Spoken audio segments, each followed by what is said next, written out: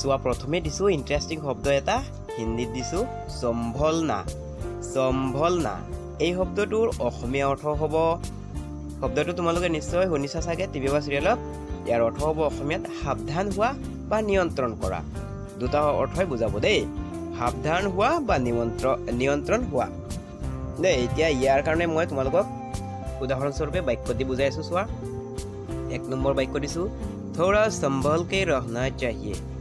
থোড়া সম্ভল কে ৰহনা চাহিয়ে। ইয়াৰ অৰ্থ হ'ল অলপ সাৱধান হৈ থাকিব লাগে। অলপ সাৱধান হৈ থাকিব লাগে। বুজি পাইছানে? ঠিক তেনেকৈ আকৌ এটা বাক্য দি আছোঁ যাতে ভালকৈ সম্পূৰ্ণকৈ বুজি পোৱা তোমালোকে। চোৱা, তো লো ইয়ে মেৰা প্ৰহাৰ সম্ভালো। তো লো ইয়ে মেৰা প্ৰহাৰ সম্ভালো। তলত আকৌ অসমীয়াত লিখি দিছোঁ, উচ্চাৰণটো তোমালোকে চাই ল'বা।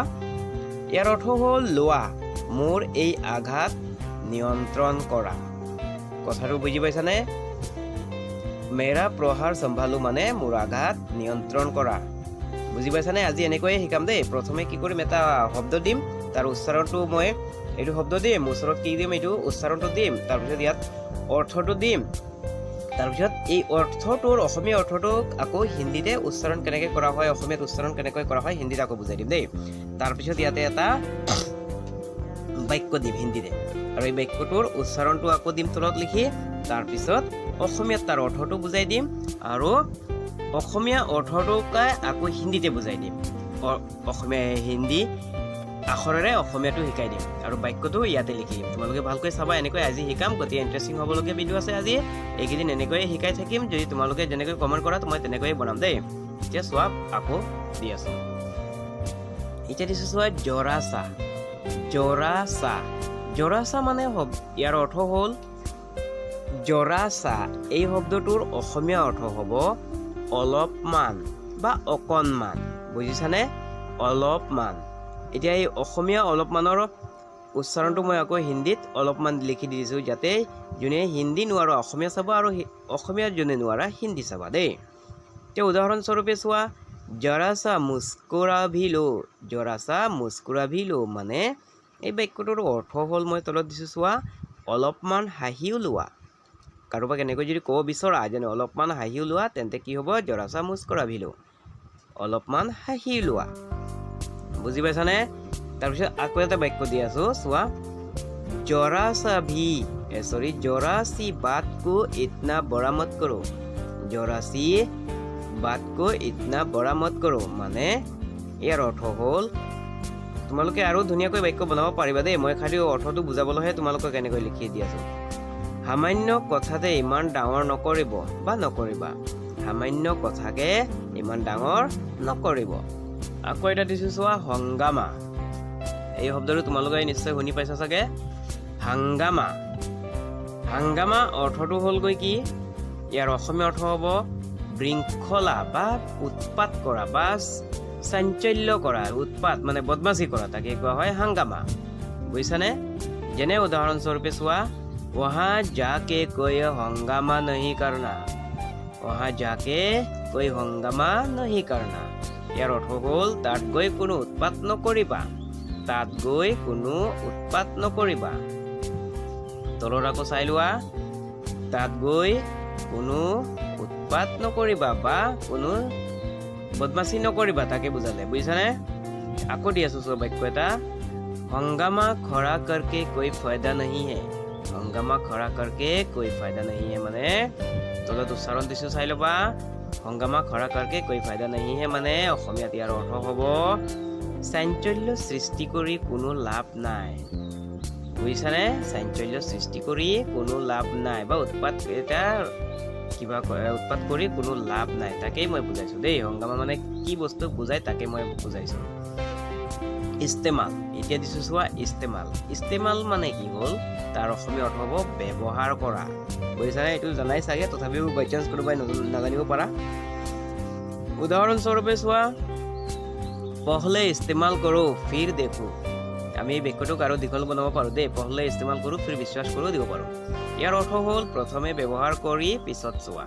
প্ৰথমে ব্যৱহাৰ কৰি পিছত চোৱা আকৌ এটা বাক্য দিছো চোৱা मैं उसे इस्तेमाल कर चुका हूँ मैं उसे इस्तेमाल कर चुका हूँ मैं उसे इस्तेमाल कर चुका हूँ মানে অসমীয়াত এই বাক্যটোৰ অৰ্থ হ'ব মই তাকে ব্যৱহাৰ কৰিলোঁ ইস্তেমাল कर चुका हूँ মানে ব্যৱহাৰ কৰিলোঁ মই তাকে ব্যৱহাৰ কৰিলোঁ বুজি পাই আছানে তোমালোকে যোনে যোনে বুজি নোপোৱা মোক কমেণ্ট কৰি সুধিবা দেই আকৌ দিছোঁ চোৱা সংকট সংকট মানে তোমালোকে জানা চাগে কিছুমানে সংকট মানে ইয়াৰ অৰ্থ হ'ল অসমীয়া অৰ্থ হ'ব বিপদ বুজি পাইছানে বা সংকটক খতৰা বুলিও কোৱা হয় হিন্দীতে খাতৰা বুলিও কোৱা হয় দেই ইয়াৰ অৰ্থ অসমীয়াত ইয়াৰ অৰ্থ হ'ব বিপদ যেনে উদাহৰণস্বৰূপে তাৰ বাবে মই বাক্য দুটা দিম 1 নম্বৰ 2 নম্বৰ 1 নম্বৰ দিছোঁ চোৱা संकट के मित्र ही असली मित्र है संकट के मित्र ही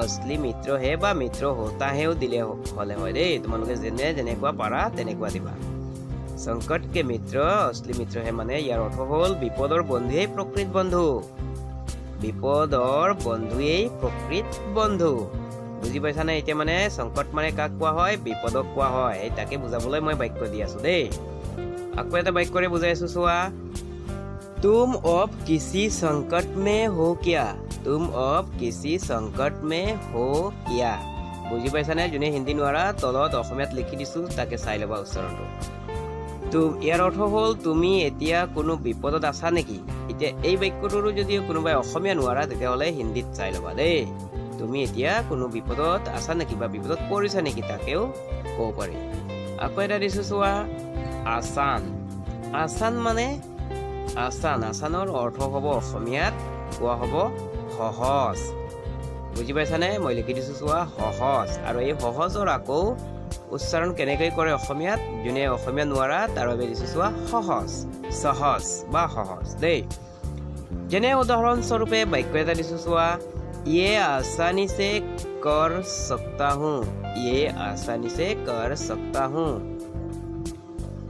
বুজি পাইছানে ইয়াৰ অৰ্থ হ'ল কি কৈছো মই ইয়াত তাকে বুজাই আছো চোৱা এইবোৰ সহজতেই কৰিব পাৰো এইবোৰ সহজতেই কৰিব পাৰো বুজি পাইছানে আসান মানে তাৰ পিছত চোৱা আৰু এটা দিম গুৰুত্বপূৰ্ণ চোৱা कोई भी कार्य इतना आसान नहीं होता कोई भी कार्य इतना आसान नहीं होता कार्य বা কাৰ্য বুলি কোৱা হয় ইয়াৰ অৰ্থ হ'ল কোনো কাৰ্যই ইমান সহজ নহয় কোনো কাৰ্যই বা কোনো কামেই ইমান সহজ নহয় বুজি পাইছানে এটা সবে বুজি পালাতো আসান মানে কি আসান মানে সহজ দেই তাৰপিছত আকৌ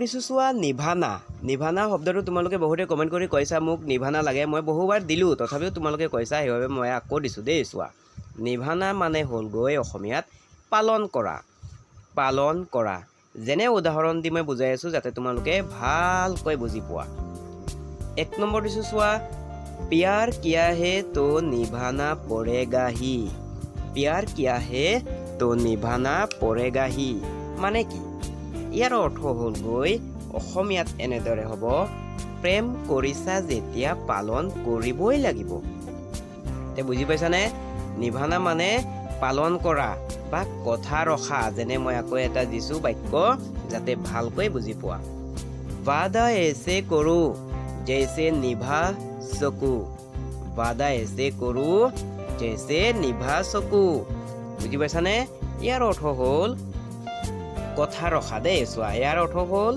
কথা এনেকৈ দিয়া যাতে ৰাখিব পাৰা वादा ऐसे करो जैसे निभा सकू মানে কথা এনেকৈ দিয়া যাতে ৰাখিব পাৰা কাৰোবাক কথা দিয়া মানে শপত খোৱা প্ৰমিছ কৰা তাকে কোৱা হয় দেই মই আগতে দিছিলোঁ আকৌ দিছোঁ দেই এতিয়া চোৱা দিবানা তোমালোকে আকৌ দুজন মানুহে মোক কমেণ্ট কৰি কৈছে দিবানা মানে কি দিবানা মই আগতে দিলোঁ আকৌ দি আছোঁ এতিয়া দিবানা মানে হ'লগৈ প্ৰেমত পাগল হোৱাকে কোৱা হয় অসমীয়াত প্ৰেমত যোনে পাগল হয় তাকে কোৱা হয় দিবানা প্ৰেমত পাগল বুজিছানে যেনে চোৱা উদাহৰণস্বৰূপে मैं तुम्हारी प्यार में दीवाना हो गया हूँ मैं तुम्हारी प्यार में दीवाना हो गया हूँ মানে কি কোৱা হ'ল বুজি পালাই চাগে তোমালোকে তথাপি মই বুজাই দিছোঁ আকৌ চোৱা মই তোমাৰ প্ৰেমত পাগল হৈ গৈছো तुम्हारी प्यार में মানে তোমাৰ প্ৰেমত দিৱানা হৈ গয়া হো মানে পাগল হৈ গৈছো বুজি পাইছানে তোমালোকে আকৌ এটা বাক্যৰে বুজাই আছো तुमसे दीवानों की तरह मोहब्बत करती हूँ तुमसे दीवानों की तरह मोहब्बत करती हूँ মানে मोहब्बत মানে কি এইটো তোমালোকক মই শিকালো আগত তথাপিও মই এতিয়া দিছো ইয়াৰ পৰা আকৌ শিকি লবা তোমাক পাগলৰ দৰে ভাল পাওঁ मोहब्बत মানে প্ৰেম কৰা ভাল পোৱা তাকে কোৱা হয় तुमसे दीवानों की तरह मोहब्बत करती हूँ মানে তোমাক পাগলৰ দৰে ভাল পাওঁ বুজি পাইছানে এতিয়া আজি আৰু দীঘল নকৰো বহুত এইকেইদিন মই অলপ বিজি আছো দেই তোমালোকে বেয়া নাপাবা মই আৰু দুদিনমান লাগিব ইয়াৰ পিছত পুৰা ফ্ৰী হৈ যাম তোমালোকক মই 1 ঘণ্টা আধা ঘণ্টা এনেকৈ ভিডিঅ' বনাম দেই এতিয়া আজি বেছি দীঘল নকৰো তোমালোকক আমনি নিদিও ইমানতে সামৰি মাৰিছো